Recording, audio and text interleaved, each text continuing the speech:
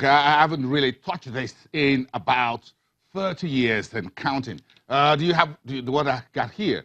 This is what you call the Ayu Olokmo. That's the Yoruba description of this particular type of local game. Hello, everyone, and welcome to the program. This is your business morning, of course, the second part of the program. And, of course, my guest here in the studio, Babajide Ogunsanwo, who is a data analyst and policy commentator. We're talking about President Buhari's re-election, and this is how we're going to do it. Good morning. Good morning, Bosun. Now, this is set in a set of fours. Okay, so you got 4 seats of this that go into each of this little box. So, I don't know why it is 4, but it says it's a 4 by 4. It's 4 by 4. Yes. You've got 6 houses. Yes. Even though we all know in real life... 6 for me and 6 for you. You have more than 6 houses, Bosun. Yes. So we've got 6 houses, we've got 6 houses. But here's the question. What does Ayu have to do with politics and the economy? Yes, so we'll I was just that's the discussion about President Buhari's re-election and, of course, what it means about the economy. The last time Babajide was here, that was before the elections. Then it was the Ludo game, and it talked about the numbers. Now it's still about the game of numbers. One, you got to play the game of numbers in elections, right? Yep. Then you've got to deal with the economy, which has to do with numbers, whether it's GDP or oil prices or jobs or whatever it is. Exactly. But you know, Bosun, a wise man once told me that, Jide, to win in this game of Ayu, it is not what you do when you are moving around. It is what you do when your opponent is moving around. So here's what I think it meant. We've seen the elections and we've seen a lot of campaigns and we've seen a lot of rallies, a lot of moving around. So we should ask ourselves, when President Muhammadu Buhari was moving around, campaigning, his opponents, rather than not move around and think, they were also busy moving around. Again, it is not what you do. What makes you win is not what you do when you're moving around. It is what you do when your opponent is moving around, and that is think. So for instance, you know, Bosun, just before you go ahead, for instance, just think about this carefully. Vice President Atiku Abubakar would have been declared the winner if in those 17 states he won, if the voter turnout were up to 80%, if every other thing were the same, if President Buhari has scored his 1.4 million votes in Kano, his 1.2 million votes in Katsina, Atiku would have still been declared the winner if he had gotten a voter turnout of 80%. And that is what really matters, is the numbers, is the thinking. The numbers matter, and I know this election has been conducted, and there's been a winner and there's a loser, and of course there are losers, to be more precise. More losers. More losers, to be more correct, because the main opposition wasn't the only loser. Everyone has lost except Mr. President, who is continuing for another 4 years. So there are many losers. But, of course, Atiku Abubakar of the PDP says he's going to court and challenging that. So let's leave that. But let's focus on the winner. Okay? And that's Mr. President and his political party. There are a lot of myths, facts, and fictions around the elections about who does the president belong to, who voted for him, why did they vote for him, who didn't vote, and all of that. Without going down the ethnicity and all of that, which I'm not interested in and we shouldn't at all play up here.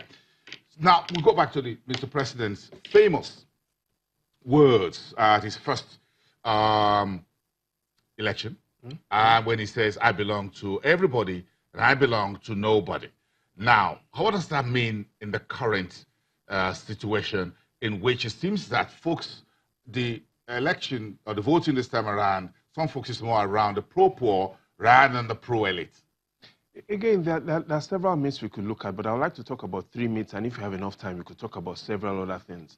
So the first myth is, a lot of people say that the president is not popular among the youths. But listen carefully to this. Several years ago, there was a man that stood on one of the tallest buildings in Mexico. He believed that there was no gravity. And so he jumped off the building thinking he was going to hang there. What happened? He fell down and died. A man was not made to fly.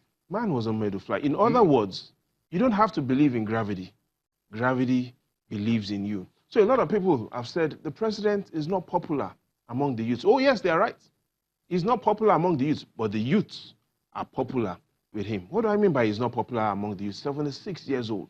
The National Census Bureau says President Buhari is older than 98% of the population.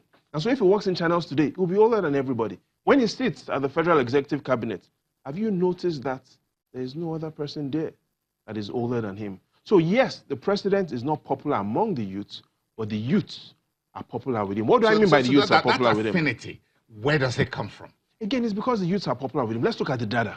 Well, where's the affinity of the youths with the president? What is he saying and doing? What has he done in 4 years that makes the youth stick with him? Because people don't change their minds often. For instance, consider this. We've got 84 million registered voters. That is 15 million more than what it was in 2015. So the question is, where are all these 15 million newly registered voters? The electoral management body gives us the answer. They say, out of all the 15 million newly registered voters, approximately half of them, 7 million of them, are within those 19 states that President Muhammadu Buhari won in this election. So we can clearly see that even though because of his age, he's not popular with the youths are popular with him, because we clearly can see that in those states that had a lot of newly registered voters were those states that he won. And again, you talk about the affinity. A lot of people see him as a candidate. Within those regions, they see him more of as an addiction. Again, there's also the question of integrity. And youths love addiction. Oh, yes. Well, addiction more with the youths. In fact, most addictions start when you are young. Most addictions whether it's smoking or alcohol, whatever it is. And if you ever speak to an addiction specialist, they will tell you that someone that has an addiction, telling him that this is not good for you, doesn't really help. I have an addiction with coffee, for example, and I can't seem to get it out of my head, and I'm getting old with it. That is an addiction. So what is President Buhari doing for the youth, and what do you think he should do with these folks who are stuck with them for the next 4 years, at least? Yeah, there are several lessons President Buhari gives the youth. The first is the lesson of consistency. This is his 5th attempt at running for presidency. So 2003, 2007, 2011, 2015, 2019. So we see a lot of persistency and a lot of passion when it comes to what he wants to achieve. What he now needs to do is he has to convert passion to performance. For me, I think this election was really between two candidates. One candidate was promising the youth that I can make money for you, and that candidate was Atiku Abubakar. The other candidate, which is President Buhari, was telling the youth, I will not lose money for you. So in reality, Bolson, it was an election between I can make money for you. Both of them were sounding like fund managers, right? Yeah, they were sounding like fund managers. I can make money for you. On prostrate. I can make money from you was really the message of Atiku Abubakar. Yes, and I can make your portfolio. And the message from... But the president, Buhari was saying, I will not lose money. I will not lose money in my portfolio. And so if you invest in me, you will not lose money. That's what he told them. So what was the message for the elite, really, when it looks like some folks says, well, the elite seem to have voted differently, and this is a matter of integrity, performance, or what? So what we need to do is we need INEC to release and disaggregate the data for us. So we need to know not just who voted, how did they vote? We need to know what's the income level of the voters, what's their education level. What we just have right now are just numbers of total votes. But exactly what's the income level? What is their education level? What is their employment status? That would allow us to clearly identify who voted and who did not vote. So you think, as a data analyst, that these elections could serve as an economic indicator? Oh yes. If we use it very well. If we use it very well, what this election really shows is that Nigerians are more concerned about not losing money than making money, which is most Nigerians seem to be risk averse. And that really speaks to the first myth when we say that the president is not popular with the youth. Yes, that is right, but the evidence does show that the youth are popular with him. And the second is, there have been lots of comments, especially on social media, on there was no celebration, that this was a bit different. And I tell people this, Bosun, when you wake up in the morning, back to our game, when you wake up in the morning, do you celebrate that you've woken up? You give thanks. It's Thanksgiving. Because in most times you celebrate two things. Either you get to a milestone. So I remember when I got to the milestone of my 10th-year-old birthday, you celebrate it, or when something unexpected happens. Those are the real two conditions for celebration. Yes, says Mr. President Buhari has no honeymoon this time around. that he has to hit the ground running because, yes, he's performing. Some folks says yes, but he needs to ratchet up on the speed at which he handles the economy. Hit the ground running was what Nigerians expected him to do in the first time. This time he needs to break the ground. He needs to break the ground. Hit the ground running didn't really provide a lot of results as expected. So this time around, he has to break the ground. He just has to do it. Again, you might have noticed the comments that the stock market crashed. What bothers me is, listen carefully to this. There's a lot of... You're not trying to beat me at this game, are you? Because I seem to be doing more listening. Why are you playing the game? I think I'm about to. No, I think, I don't know, whether to make money on this or not to make sure I don't lose money. I don't know what you're doing, but what are you saying? There's a lot of mumbo-jumbo analysis. And when you hear mumbo-jumbo analysis, you get hocus-pocus conclusions. I've heard people say the stock market crashed. Well, listen to this. 1992, in the US, when Bill Clinton won his election, a day after, what happened? The stock market in the US took a dive. Did it mean that Bill Clinton caused the stock market crash? 11th April 2008, when Barack Obama won his election, a day after, the S&P nosedived by over 5%. Again, was it because of Barack Obama that the market crashed? A lot of people confuse correlation to causation.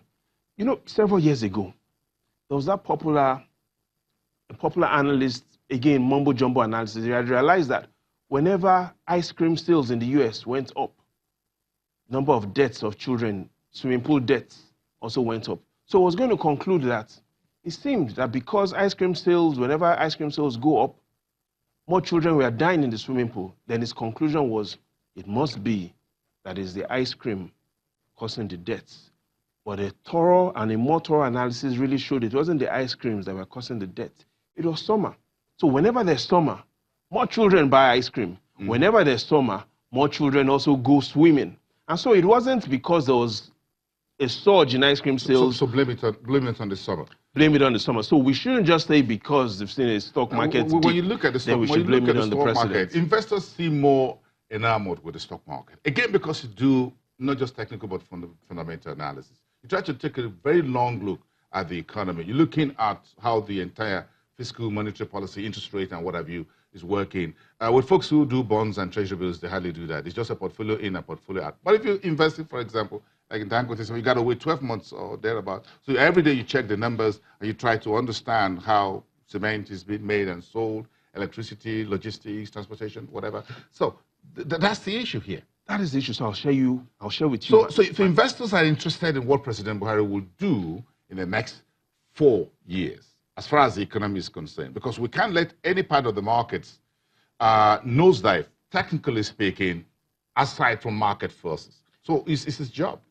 It's his job, but you're right. But I'll share you my own 3 secrets of what investors on the stock market and what Nigerians that have some thousands of naira can do when it comes to picking stocks. I'll show you my own 3 secrets and make sure you pay me some good money for my 3 secrets. The first is quality of leadership.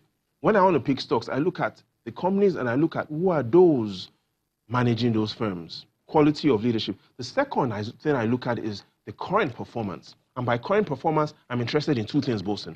First is sales volume growth, not just revenue, sales volume. Are your sales volume growing? Second I look at is your gross profit, not net profit, your gross profit. How are you performing? So first, quality of leadership.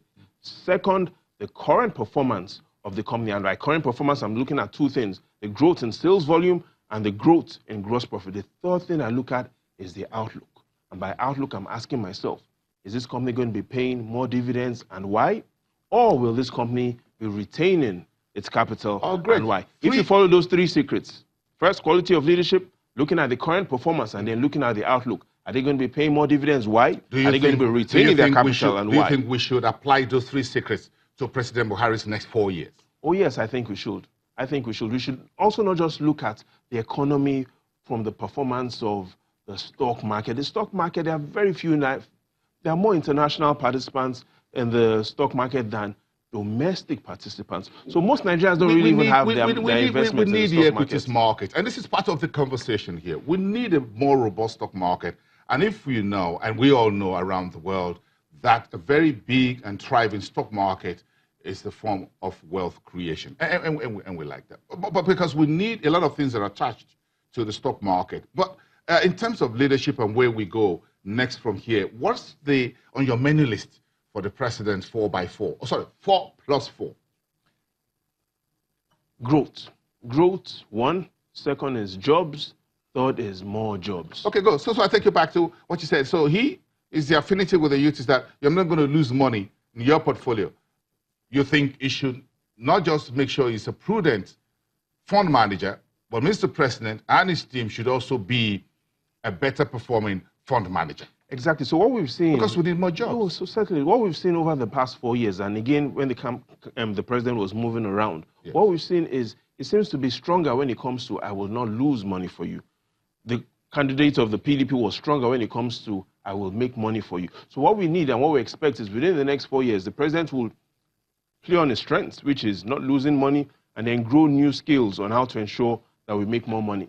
And because when companies make more money, when companies invest and they grow their gross fixed capital, then they will start creating jobs. So rather than just keep our eyes on the capital market, let's look at how companies are investing, because if companies do not invest, then they cannot create new jobs. So one of the policies of growth should be how to encourage and promote new investments among corporate sectors. This is where I'm already on the other side. But again, the youths who have this strong affinity with Mr. President will not remain youths forever.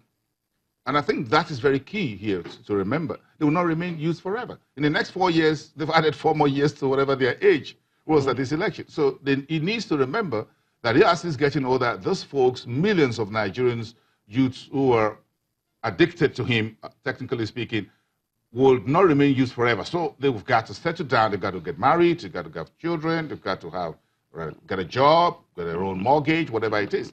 So this is where the key issue is here, and looking at the year 2020 and beyond is the one holding Nigeria's hand to that very magical year 2020 and another 3 years after that. Exactly. You talked about jobs. Every day, an additional 11,000 young men and women come into the job market looking for jobs. So that's the number the president needs to really keep an eye on. The numbers that number of roads built, number of railway stations being commissioned are good numbers, but better numbers are how do we ensure that we reduce the net deficit when it comes to job creation. So what we have right now is the government is creating some jobs, but because the number of people coming in through that bottleneck is much more than the number of jobs that the economy is creating. So clearly what it means in other words will be that the unemployment figures will keep getting worse, even though we are creating jobs. And folks seem to like those railways. It looks like because of some free rides who have been announced. And it looks like on social media, everybody's asking where is the train station and all that. I should tell you where the free ride. Nigerians like free things. Oh yes. But they've got to remember they've got to pay for those railways because we need Eurobonds and whatever to build those rails. The free rides will last forever. No, it's not going to last. It's not going to last forever. You know, interestingly, Nigerians want a president that is young, experienced, smart, agile. They want all of this, but the law only allows one president. So we can't have it all. We're going to have to look at what we have currently and then look at how we can improve on what we have currently. Again, who's winning this? We've stopped playing this for a while, but... No, hold on a second, because you got me carried away and you're almost winning because I'm seeing the highest here just right at your side. No, but so far we've just been playing around with this. Never forget, it is not what you do while you move around that makes you win. It is what you do while you're not playing. What you do, what you think about, and how you plan your strategy is more important. Again, what we've seen in this election and over what has happened in the economy is there's been a lot of movement, both from the president's party and the opposition party. We now need to move away from moving around. The time for campaign and rallies is over. We are now at the point of thinking. But I'm going to find out what's President Buhari's favorite game, by the way. I'm going to ask her around. Thank you. I think we should. Babajide Ogunsanwo, we should find out. Again, be careful. There's a lot of mumbo-jumbo analysis going around. Movement around. And when you get mumbo-jumbo analysis, you get hocus-pocus conclusions. There's a lot of fake news going around. We just get us to serious business. But have no doubt, the days ahead are brighter than the days behind. Thank you very much for coming again with us. Babajide Ogunsanwo, data analyst and public commentator.